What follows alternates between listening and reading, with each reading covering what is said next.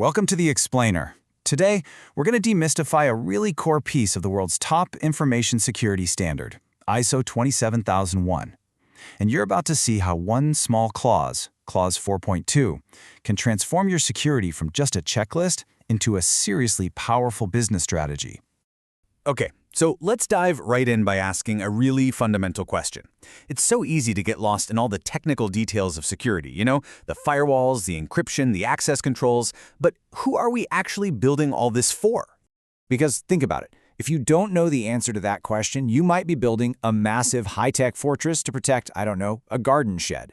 Security isn't just some abstract thing. It's all about protecting information for the specific people and the specific organizations that count on it day in and day out. This analogy just hits the nail on the head. A house could be technically perfect, an architectural marvel, but if it doesn't meet the needs of the family moving in, it's a failure. It's exactly the same for your information security management system, your ISMS. That's just the whole framework of policies and procedures you use to manage security risks. So, how do we avoid falling into that trap? Well, we turn to the master blueprint for this stuff, ISO 27001. This standard gives us a really clear framework to make sure we're building the right house for the right people.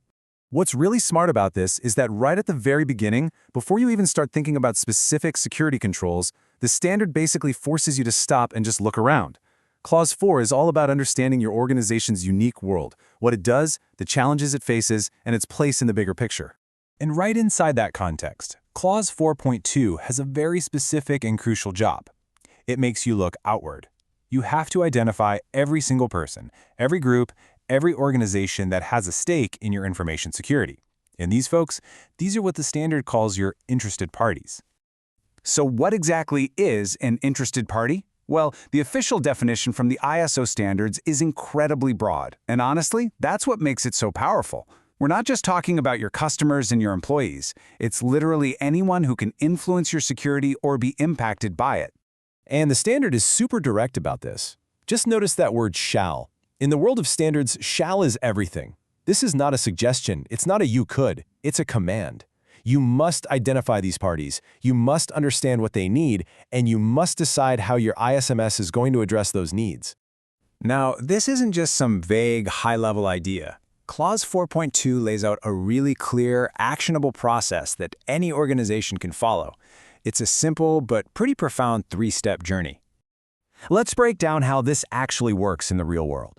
First, you identify everyone who has a stake in the game. Second, you figure out what they actually need from you when it comes to security. And third, you make a strategic decision about which of those needs you're going to formally build your system to address. So, step 1 is basically a big brainstorming session. You've got to get a list together of every single group that fits that definition we just saw.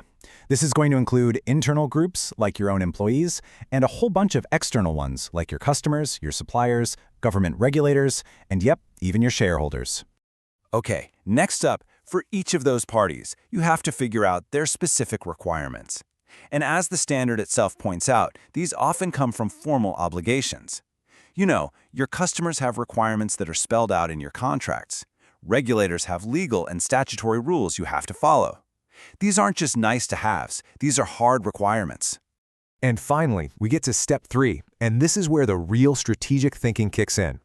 Look, you might not be able to address every single expectation from every single party, but you have to formally decide which requirements are going to become official inputs for the design of your ISMS. This is what makes sure your security efforts are targeted and have a clear purpose. And this is why Clause 4.2 is so much more than just a box-ticking exercise. It's not some task you do once and then forget about.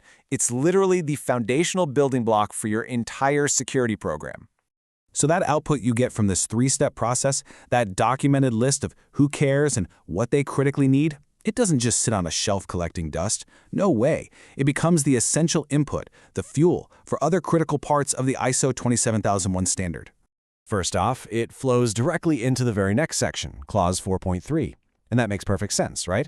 How could you possibly define the scope of your ISMS, what it protects and what it doesn't, if you don't first know whose requirements you're trying to meet? The needs of your stakeholders literally help you draw the map for your security system. And then, maybe most importantly, it feeds your entire risk management process over in Clause 6. The requirements of your interested parties are like a giant, flashing neon sign telling you what's most valuable to protect. This is what ensures you're assessing the specific risks that threaten what your stakeholders actually care about. All right, so let's zoom out for a second and look at the big picture here. When you put all of these pieces together, Clause 4.2 elevates your ISMS from just being a technical project into a truly strategic business asset. Here's the key takeaway, the one thing to remember. Getting Clause 4.2 right ensures your security program is perfectly aligned with your unique business ecosystem. It's tailored to your context, your partners, your obligations. It has a real, tangible purpose. And that focus is everything. It means your time, your money, your team's effort are all being directed at managing the risks that have a real-world impact on your organization and the people who depend on it. And really, that is the whole definition of effective security. So, we'll leave you with this final thought. An ISMS that's built without a deep understanding of its interested parties might be compliant, sure, it might pass an audit, but it will never be truly relevant. Getting Clause 4.2 right is what transforms your ISMS from something that exists on paper into a living, breathing part of the business that not only protects it, but actively helps it succeed.